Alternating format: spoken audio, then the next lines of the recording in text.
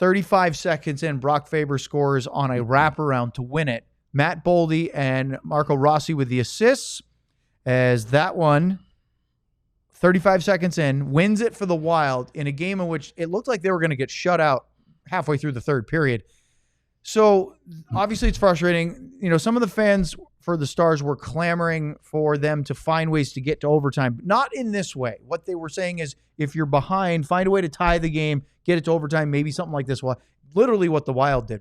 But can you break down how this happened and what, if many, mistakes were made? So John, who's running on fumes after his holiday trip off and weekend off or whatever we call it. Correct. Put this together if you're watching, and there are a bunch of still pictures, but you can see here where Miro's chasing back to the net. Now, one thing I will say, 3-on-3 overtime, generally you do play a little bit more man-on-man than you would normally. Okay, I'm just trying to get that out there. Doesn't it? Yeah, it is very hard for me. So the initial, it comes in here, and Miro's a little bit behind, but what happens is when you keep an eye on Matt Duchene, who is actually standing right down by the goal, by the crease, on following, his man. and he's following his guy up. His player starting to come up. But what happens is there's a point on this one right here. Duchene has to recognize that Wyatt has been beaten. Okay, Faber has got the edge on Wyatt, and now you have to start to Miro too. Miro's looking off to his right because that was the guy that he was covering.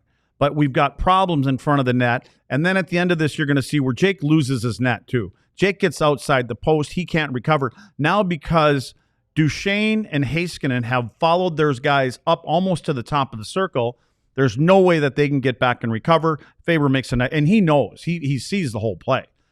And there's the puck in the net right there. Yeah. So can you go back one slide there, John, if you could, please? So, Luddy, the one thing that struck me about looking at this picture is you constantly talk about a defenseman not chasing his forward behind the net. Mm-hmm. I know it's easy for me to say from our vantage point, not on the ice, not chasing this, but it seems as though the move for Wyatt here would have been to cut back across the top of the crease and meet him at the other post. If we would go back one more frame, and it's going to be hard to even describe here. Just before this, Wyatt's feet got stopped a little bit. Okay. I think when he started to cross over is when he start to lose some momentum. He gets a little juke and jive from Faber. Faber goes to his left. His feet get crossed up.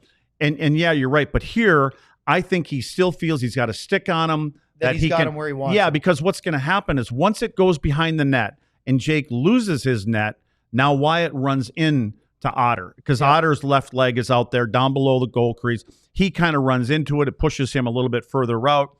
In the meantime, Faber knows exactly where Wyatt is. He's got plenty of time to come around. And he wraps, look at his body, and the only thing out in front is the stick across the goal line. Everything else behind the net. Smart play by Faber. But again, I just think that Matt Duchene, because if we're watching this live, when Duchene sees that, he kind of takes his time to come back to the front of the net. I just think if he has a little bit more urgency here, you can even dive to the far side of the net, left side of the net, where Faber's starting to come out, and maybe you get your stick in that and you slow things down, or you get your stick on the puck. So it's easy, at the end to try to describe all this. But again, I will say a little 3-on-3 to a point. You do stay with guys, but you always have to be aware of anything that may break down somewhere below the hash marks. So if you look at any of those pictures, you see that Miro's guarding a guy who is a forward. We can't even tell if there's a guy there. He's guarding Casper right now.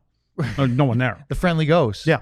Yeah. So there's the original one. That's Matt Boldy, I believe, at the blue line, right? You would think, okay, Miro's guarding one of the more dangerous forward scoring threats. But this frame, back one, that frame right there, he's looking off to his right. That's right. He doesn't even see the danger that's because coming. he's keeping an eye on Boldy who's Exactly. up there. But my point was, though, is that it shows that if you are playing man-on-man, especially in 3-on-3 where there's a lot more open ice, having a defenseman that can activate and put pressure one-on-one on a forward gives you a favorable matchup because Boldy was high in the zone, it draws their best defender, Miro, out, and now you've got Wyatt trying to defend a defenseman, except for that Faber makes a really nice play. The other thing I don't like about just 5-on-5 or man-on-man in general is Duchene and Miro. They're not doing this, I'll tell you right now. But you can leave a play like this and go, I had my guy. That's the problem that I don't like about it. I got my guy. I hate that mentality.